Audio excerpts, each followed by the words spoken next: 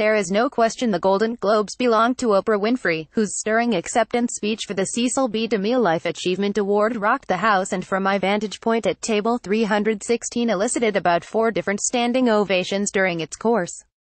If this was meant to be the kickoff to a presidential campaign, it worked. Odds makers BetStar just emailed a release in which it said the odds of Winfrey winning the presidency in 2020 were just halved from 33/1 to 16/1 over the likes of Dwayne "The Rock" Johnson, also on the Globes as a presenter, who is at 25/1. Despite all that unexpected excitement delivered on NBC's broadcast of the first big awards show of the season, I have to remind you there was still that other race the show may also be affecting, especially significant this year since we have had no Oscar frontrunner to boast about like last year, when La La Land smashed the competition with 7 wins. But coming into Sunday night's Globes, the race for Oscar this time around was deemed wide open. After it was all over Sunday, you would probably still have to say the same thing applies, though there was definitely momentum gained by some and lost by others. McDormand NBC The offbeat Martin McDonagh film 3 Billboards Outside Ebbing, Missouri pulled off a decisive win with 4 awards including Best Picture Drama, Actress in a Drama for Frances McDormand, Supporting Actor for Sam Rockwell, and Screenplay. That's an impressive haul for the Fox Searchlight film, which was considered a way bit more of a long shot than its Searchlight stablemate The Shape of Water, which took the director prize for Guillermo del Toro as well as for its lilting Al score from Alexander Desplat. On the comedy, musical side, A24 and debuting director Greta Gerwig's small but much-loved Lady Bird grabbed Best Picture in that category as well as an actress prize for Saoirse Ronan, which I believe sets up a battle royale contest for the Oscar between previous winner for Fargo McDormand, who is doing this all without lifting a finger to campaign, and 2-time nominee Ronan, with Shape of Water's Sally Hawkins remaining the wild card there.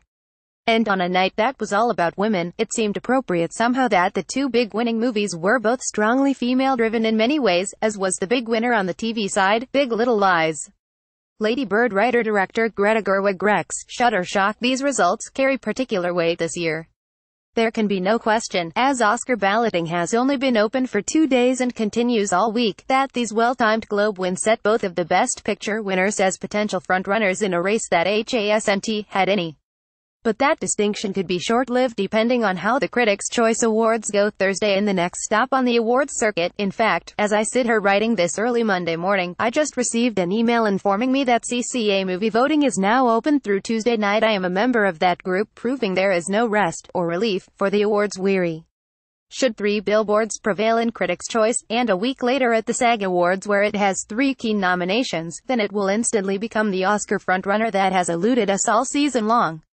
However, The Shape of Water has a whopping 14 nominations from Critics' Choice, indicating it may be the one to beat there.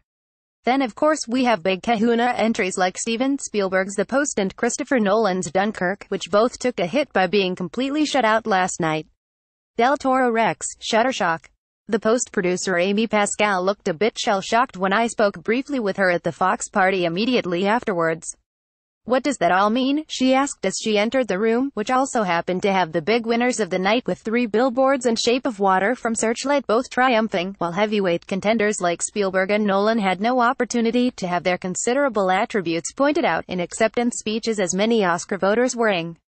Of course, beginning with host Seth Meyers' sharp-pointed, take no prisoners monologue, this night was about more than winners and losers and who goes home with a statuette.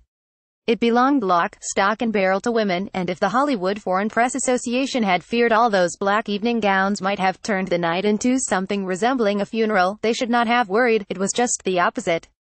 From the vantage point of being on the carpet and in the room, and as McDormand also noted in her speech, it was positively inspiring and among the most upbeat and thrilling awards shows I have ever attended. This one had a larger purpose as it turns out.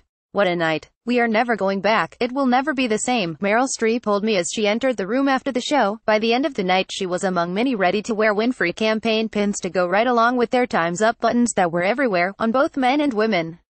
What also struck me at the event was just how different all those black gowns, both on stage and all over the room, could look.